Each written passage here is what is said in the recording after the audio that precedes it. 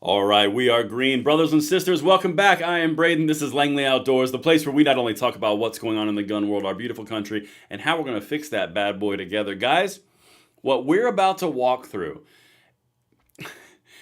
if it does not put a smile on your face from ear to ear, I've said it before, I'll say it again, you might be dead. Because the Dems are now openly considering Kamala Harris as the candidate for 2028 because of some very special reasoning. I cannot wait to walk through this with you guys.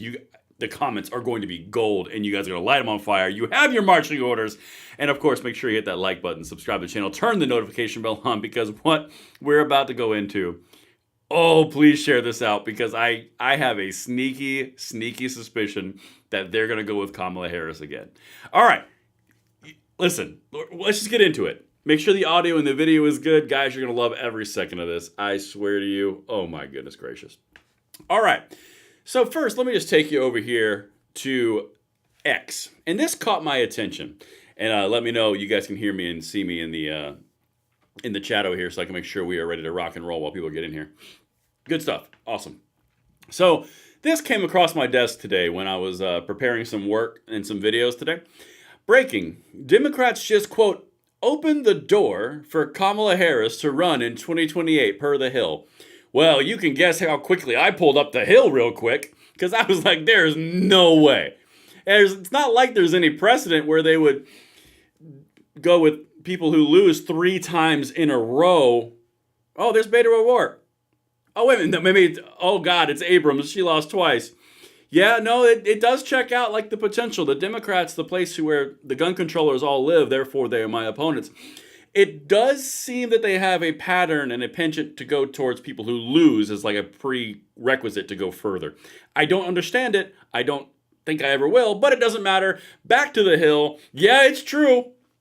Guys, the stuff that we're about to go through together in this video, it's going to make your jaw drop. I swear to you, as you guys are getting in here, make sure you send this one out, because I swear if I have to go through another election from 2026 all the way into 2028 listening to Kamala Harris cackle, I'm going to lose my mind. I'll be here with you through the whole thing, but oh my God. Could you imagine that convention? Kamala Harris, Gavin Newsom, J.B. Pritzker, and Whitmer? Woo! There'd be a lot of stuff to talk about. All right. Let's get right into this. As I mentioned, this is a brand new article you can see right there. This is from May 4th. It's not a joke. It came out this morning. Let's get it.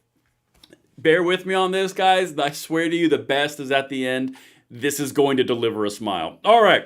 Senate Democrats are skeptical about their former colleague, former Vice President Kamala Harris, making another presidential run in 2028 after she lost all 7 battleground states to President Trump in November.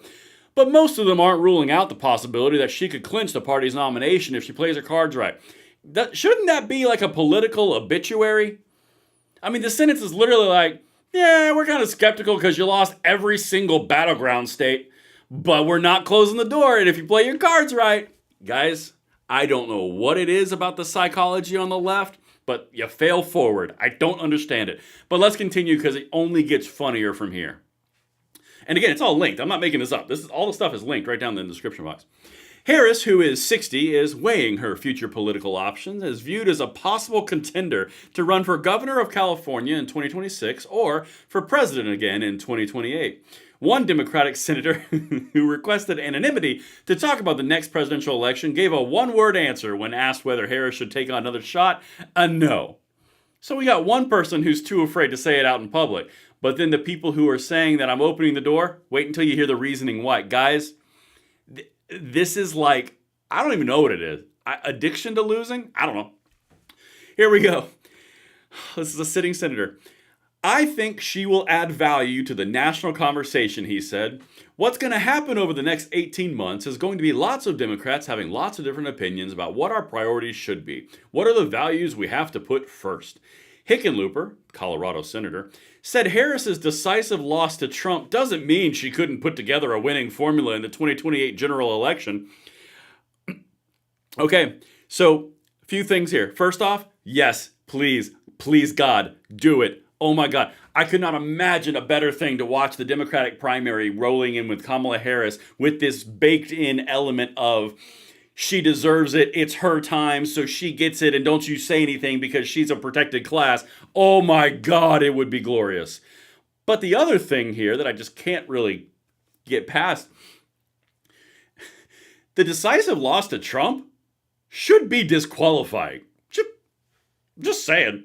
But, like I said, please see Stacey Abrams and Beto O'Rourke. He says every election is unique. We always try to draw analogies and inferences based on past elections, and I don't think it disqualifies her that she lost. Oh, this is going to be the greatest primary ever. Some Democratic lawmakers don't want to slam the door shut on Harris running for the White House in 3 years, especially when they're not sure if a stronger candidate will emerge. Translate that. Well, I don't want to ostracize her because that'll piss off a big part of the base. But we'll wait and see if someone stronger emerges. Hint, hint, wink, wink, J.B. Pritzker, Gavin Newsom, Whitmer, get in here. But if you don't, we can always go back to Harris and go with the it's her time vibe. Guys, if I have to go through an extended period of that 90-day campaign that we saw with $2 billion poured into social media where it was just non-stop propaganda, I don't know what I'll do. But we'll get through it together. But oh my God, the decisive loss to Trump doesn't disqualify her in 2028. Okie dokie. Let's keep on going. Because it just gets better. Literally, bear with me. Democrats who think Harris could be a viable general election candidate again in 2028 believe she was handicapped by having only a few weeks to campaign as the party's nominee, since former President Biden didn't drop out of the race until July 21st. Guys, do you remember the coronation, the Kamala Nation we called it? Where $2 billion, she's raised more money than any presidential campaign ever, spent it all, in fact, even some more, and went into tremendous debt. All the donors were pissed. She dragged down the Senate ticket. She dragged down the House ticket. They lost the House, the Senate, and the White House. Remember all that? I mean, don't get me wrong. I'm totally down. You know what? You go, girl. I look forward to covering the nomination. I hope you get it. But anyway, you remember all that? They're saying, well, she didn't get a fair crack at it. She didn't have anything going for her. Okay. Again, it's about to get amazing. This sentence, this paragraph right here, guys.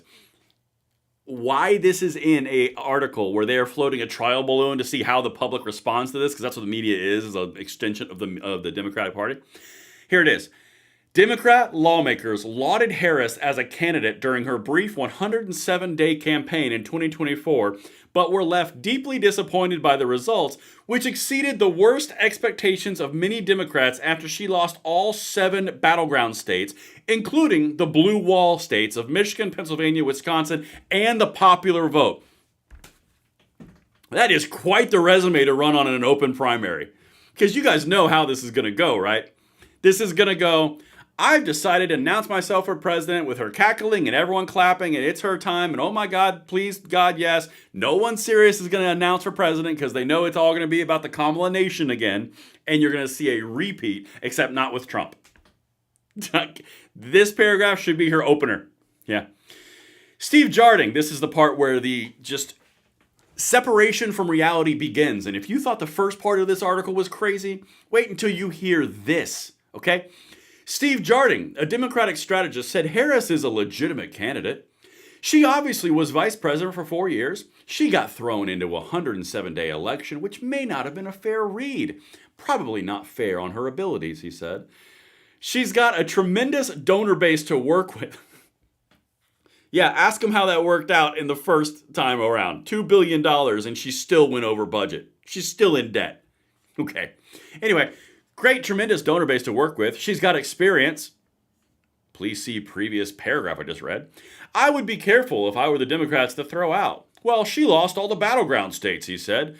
Who has a better resume, for instance? That's the second time in this article they have floated the idea of there's no one better. Guys, I study these people. I observe these people. Kamala is going to get thrown in there again. She's going to be running for president again. They're floating these things now. You're going to get all the way into the midterms. You're going to see a lot of Kamala Harris talking in all these speeches that are pre-crafted, and she's going to have like 9 days to sober up, and she's not going to laugh, and they're going to go, oh my God, she just needed more time, and they're going to slide her right into the primary right after the House, and she's going to campaign with a lot of House Democrats. I'm telling you, this is how it's going to work. They're going to put her out there the same way. Let's keep going, because again, this would be the blessing on high if you're on the conservative side or the gun rights side, which is why I'm covering this now. This is more the same stuff. Harris's failure to win a single battleground state was especially disappointing to many Democratic lawmakers and donors after her campaign and its allies dramatically outspent Trump and his allies.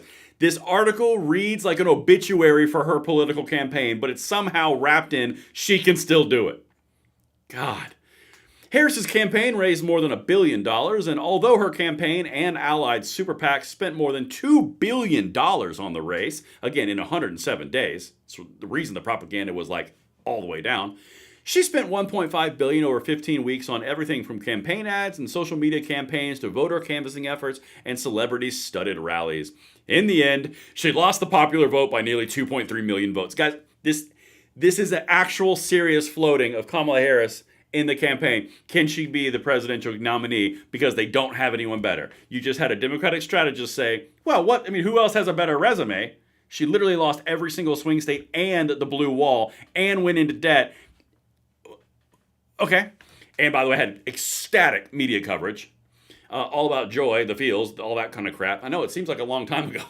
And this whole thing is, yeah, she lost everything, but don't rule her out. Guys, I'm telling you, this is the trial balloon right here. You're going to start, you're going to start hearing this more and more and more and more. And we're going to have to deal with observing cackles even more and focusing on the things that she will do to our gun rights if she becomes a serious contender or the nominee. It's going to literally be like a time warp right back to freaking, July through October of last year. They're seriously doing this. Guys, I'm not making this up. This is linked in the description. They want Cackles to run again. Democrats cautiously open door to another Harris run in 2028. This article should have been an obituary politically, but instead somehow they turned all this defeat into, it's possible. I swear, I am befuddled. All right, one more time. Beto O'Rourke, 3 strikes, you're out. Ran for Senate, was going to defeat Ted Cruz 3 times, lost 3 times. And Stacey Abrams was going to beat Kemp for governor twice, and she lost twice. So really, historical trends are kind of pointing in the right direction that this isn't going to be a thing. But we will be here to cover it every single second. But I know you guys are already revving up your ears to hear those cackles all over the place. It's going to happen. And Gav's probably going to be her VP. I'm just saying. I'm not saying. I'm just saying.